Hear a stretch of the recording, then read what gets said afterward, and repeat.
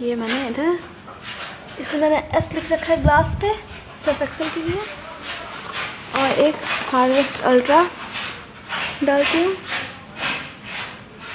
दोनों equal amount में, एक स्पून। इसको मिक्स कर लेते हैं अच्छे से। ये सर्फ एक्सेल वाला है जिसमें कि एस लिखा हुआ है यहाँ पे।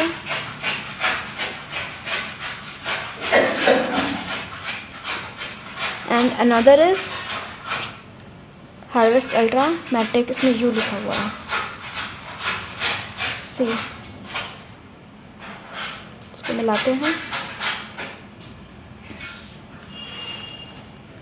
दोनों को, और दोनों को 1 घंटे के लिए छोड़ देते हैं।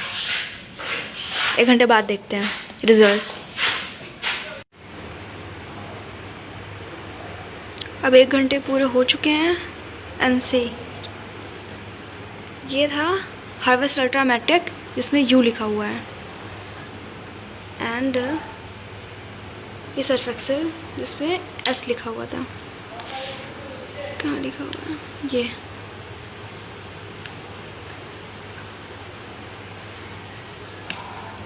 तो आप देख सकते हैं हार्वेस्ट अल्ट्रा मैटिक ने एकदम पूरा पानी ग्लास को साफ कर दिया है, गंदे पानी को। मैंने दोनों को पानी गंदा कर रखा था, दोनों पानी को।